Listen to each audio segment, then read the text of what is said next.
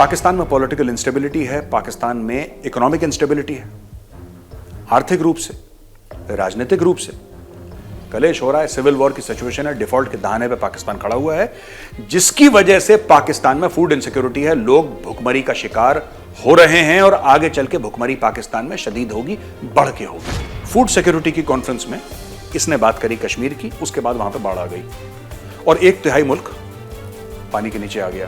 Food security के बारे में जिसके लिए इनको बुलाया गया था, तो पाकिस्तान का हो सकता है आज इतना बुरा हाल नहीं होता। हो सकता है दुनिया कुछ सोचती कि पाकिस्तान में फूड सिक्योरिटी के लिहाज से हम क्या करें। जय हिंद दोस्तों, मैं हूं मेजर गौरव और आप सुन रहे हैं ताजा तरीन खबरें। यूएन की रिपोर्ट आई है कि पाकिस्तान में फूड सिक्योरिटी का बहुत खतरा है। पाकिस्तान में पॉलिटिकल इंस्टेबिलिटी है, पाकिस्तान में इकोनॉमिक इंस्टेबिलिटी है, आर्थिक रूप से, राजनीतिक रूप से कलेश हो रहा है, सिविल वॉर की सिचुएशन है, डिफॉल्ट के दहाने पे पाकिस्तान खड़ा हुआ है, जिसकी वजह से पाकिस्तान में फूड इनसिक्योरिटी है, लोग भुखमरी का शिकार हो रहे हैं और आगे चल के भुखमरी पाकिस्तान में शदीद होगी, बढ़ के होगी। अच्छा, मुझे याद आता है कि बिलावल भुट्टो जरदारी को यूनाइटेड नेशंस बुलाया गया था और यूनाइटेड नेशंस में कॉन्फ्रेंस होने वाली थी, पिछले साल की बात है कभी। और यूनाइटेड नेशंस में जो कॉन्फ्रेंस थी दोस्त, उसमें यह बोला गया था कि फूड सिक्योरिटी के बारे में हम बातचीत करेंगे, क्योंकि फूड सिक्योरिटी एक ऐसा मामला है जिससे पूरी दुनिया मुतासिर है, इंपैक्टेड है। तो बिलावल भुट्टो जरदारी गए अपने जहाज में स्पेशल, अपने लोगों के साथ, अपने जो उनके चेले चपाटे थे सबको लेकर पाकिस्तान से गए वहां पे। बोला कि यूएन में मैं स्पीच दूंगा। और फूड सिक्योरिटी की कॉन्फ्रेंस में बिलावल भुट्टो ने बात करी कश्मीर की। सोच लीजिए आप, ये इस इंसान का दिमाग है। फूड सिक्योरिटी की कॉन्फ्रेंस में इसने बात करी कश्मीर की, उसके बाद वहां पे बाढ़ आ गई और 1/3 मुल्क पानी के नीचे आ गया। जाहिर सी बात है, फसलें बर्बाद हो गई। अब पाकिस्तान में भुखमरी हो रही है। अच्छा, इनको तो कोई फर्क पड़ता नहीं है। बिलावल भुट्टो को फर्क नहीं पड़ता, अरबपति बाप का बेटा है, मिस्टर 10% का बेटा है, उसके लिए किसी चीज की कमी नहीं है और उसको देख के लगता भी है कि खाने पीने की कमी नहीं है उसके पास। बट आम पाकिस्तानी के बारे में सोचिए, जो आटे की लाइनों में जलील ख्वार हो रहा है। 2 दर्जन से ज्यादा पाकिस्तानी मर चुके हैं आटे की लाइनों में। इसका सोल्यूशन नहीं है इनके पास। अगर ये जाते बिलावल भुट्टो और यूएन में बात करते फूड सिक्योरिटी के बारे में, जिसके लिए इनको बुलाया गया था, तो पाकिस्तान का हो सकता है आज इतना बुरा हाल नहीं होता। हो सकता है दुनिया कुछ सोचती कि पाकिस्तान में फूड सिक्योरिटी के लिहाज से हम क्या करें। लेकिन वहां पर भी इन्होंने कश्मीर की बात करी, क्योंकि इनकी फौज ने इनको बोला होगा कि आप कश्मीर के बारे में बात करिए। तो भाई गए वहां पे और कश्मीर की बात करके वापस आ गए। अब यूनाइटेड नेशंस कह रहा है, वही यूनाइटेड नेशंस जहां पे बिलावल गया था कश्मीर की बात करने के लिए, वही यूनाइटेड नेशंस कह रहा है कि पाकिस्तान भुखमरी के दहाने पे खड़ा हुआ है। फूड इनसिक्योरिटी पाकिस्तान में बहुत ज्यादा बढ़ गई है और किसी भी वक्त पाकिस्तान में समस्या हो सकती है। अच्छा, राहुल गांधी जी पहुंच गए अपने यूनाइटेड स्टेट्स ऑफ अमेरिका। आप 1-2 दिन से खबर सुन रहे होंगे, यहां यूनिवर्सिटी गए, यहां गए, फलाना ढिमका, और अपने दिल की बात उन्होंने वहां पे कही। एक मोहब्बत की, प्यार की दुकान खोली वहां पे। अच्छा, राहुल जी ने कुछ बातें कही तो मैं भी मजबूर हूं जवाब देने के लिए।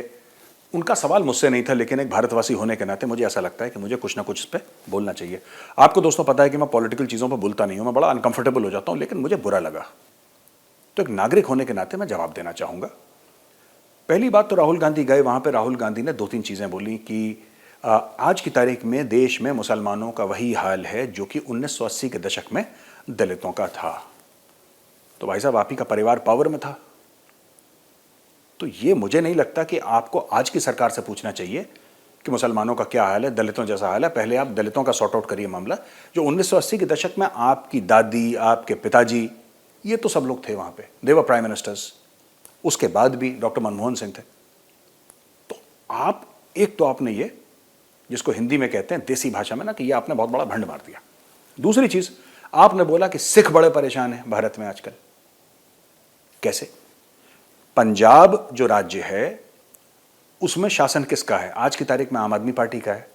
उसके पहले कब का था? उसके पहले कौन थे वहां पे? कांग्रेस पार्टी थी ना, भाजपा तो नहीं थी वहां पे। तो एक फेडरल स्ट्रक्चर में आपका इलेक्टेड चीफ मिनिस्टर है। तो क्या, मैं समझ नहीं पा रहा कि क्या गड़बड़ हो गई सिखों के साथ। और कांग्रेस पार्टी के आप एक वरिष्ठ लीडर हैं, आपको तो बोलना ही नहीं चाहिए, क्योंकि जब आपके पिताजी माननीय राजीव गांधी जी प्रधानमंत्री थे तब नरसंहार हुआ था सिखों का। जब आपकी दादी माननीय श्रीमती इंदिरा गांधी जी प्रधानमंत्री थी तब ऑपरेशन ब्लू स्टार हुआ, और सबसे बदनुमा दाग ऑपरेशन ब्लू स्टार, सबसे बुरी चीज जो हुई, मैं जो सिखों का जेनोसाइड हुआ, और मुझे पता है कि काफी लोग मुझे ट्रोल करेंगे जब ये बोलूंगा, लेकिन मुझे बोलना पड़ेगा। सिखों का जो जेनोसाइड हुआ दिल्ली में, वो भी बहुत एक बुरी याद है, क्योंकि मेरे आंखों के सामने हुआ वो, मैं उसका विटनेस हूं, मैं गवाही देता हूं कि मेरे सामने हुआ। लेकिन उसको मैं नंबर 2 पे रखूंगा, उसको मैं नंबर 2 पे रखूंगा, जबकि इतना भयानक हादसा है। वो नंबर 2 पे रखूंगा, नंबर 1 पे ऑपरेशन ब्लू स्टार। वो एक ऐसा बदनुमा दाग है जिसको आप खून से धोगे वो दाग नहीं मिटेगा। आज से 500 साल के बाद लोग याद करेंगे कि यहां पे गोलियां चली थी। इतना बड़ा पाप हो गया। पर इस सरकार में, I don't hold any brief for the Narendra Modi government, मैं ऐसा कोई मैं भाजपा का तो हूं नहीं, मैं तो अपने कमेंट्री करता हूं जियो पॉलिटिक्स और नेशनल सिक्योरिटी में। लेकिन मुझे बुरा लगा जब राहुल जी आपने जाके बोला कि ईसाई भी खतरे में है। ईसाई किस तरीके से खतरे में है? कौन सी ऐसा न्यूज है जिससे आप ये कह सकते हैं कि साहब ईसाई खतरे में है? बड़ा मामला हो गया साहब, ईसाई खतरे में हो गया। क्या हो गया? कौन खतरे में है? आपने ना कोई प्रूफ दिया, आपने ना कोई सबूत दिया, बस लगातार एक नैरेटिव को आप फॉरेन कंट्री में राहुल जी रिपीट कर रहे हैं, जो कि मेरे हिसाब से गलत है। ऐसा नहीं करना चाहिए।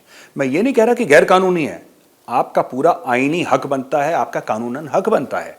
According to the constitution you have every right of free speech. बात कानून की नहीं, बात संस्कार की है। थोड़ा सा फर्क होना चाहिए कि हम कहां पे खड़े हैं जिस वक्त हम बात कर रहे हैं, हम किसके सामने बात कर रहे हैं। आप क्या बात कर रहे हैं वो आपका हक है, मैं उसमें कुछ नहीं बोलूंगा आपको। अच्छा, एक और चीज आपने बोला कि साहब भारत जोड़ो यात्रा रोकने की कोशिश करी। किसने रोकने की कोशिश करी राहुल जी? जरा हमें प्रूफ तो दीजिए। अगर आप you are a state protectee, आपके पास जेड प्लस सिक्योरिटी है, आपकी सीआरपीएफ आपको सिक्योरिटी देती है, उनके क्रैक कमांडोज जो वीआईपी सिक्योरिटी वाले हैं वो आपको सिक्योरिटी देते हैं। अगर उनको लगता है कि आपकी जान कहीं खतरे में है, तो क्या वो आपको ना बताएं आगे से? आप लिख के दे दीजिए कि साहब मैं कहीं पर भी जाऊं, मैं किस कुएं में कूदूं, मेरा हेडेक है, आपको बोलने का अधिकार नहीं है। वो क्यों दिन रात आपके साथ खड़े रहते हैं सीआरपीएफ वाले लोग? क्योंकि उनका काम है आपकी सुरक्षा, आपकी पर्सनल सुरक्षा। अगर उनको लगता है आप कश्मीर में चल रहे हैं और कुछ ऐसा हो सकता है जिसकी आपकी जान जोखिम में हो या आपकी सुरक्षा में कुछ प्रॉब्लम हो, तो बोलेंगे जरूर, 10 बार बोलेंगे, उनका काम है बोलना। अगर इंटेलिजेंस एजेंसीज को कुछ पता लगता है वो बोलेंगे जरूर।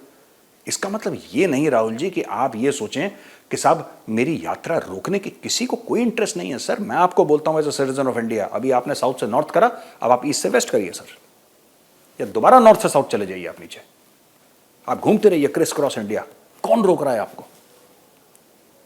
तो ऐसा बयान देना कि साहब ये हो रहा है, मेरे खिलाफ ये हो रहा है, फिर आप फोन अपना उठा के कहते हैं कि मोदी जी, जैसे आपका फोन टैप हो रहा है। कोई क्यों करेगा आपका फोन टैप? आप खुद सोचिए ना, क्या मतलब आपके पास कोई औहदा है, आप कोई बहुत बड़े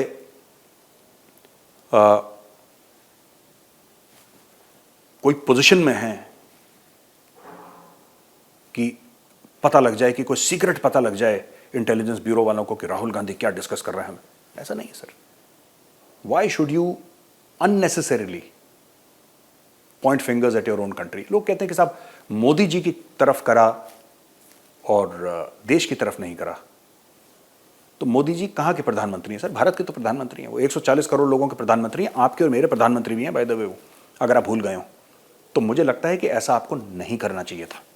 अगेन आपका पूरा हक है, मैं हक की बात नहीं कर रहा, आपका हक है। आपने कोई इलीगल काम नहीं करा, आपने कोई गैरकानूनी काम नहीं करा।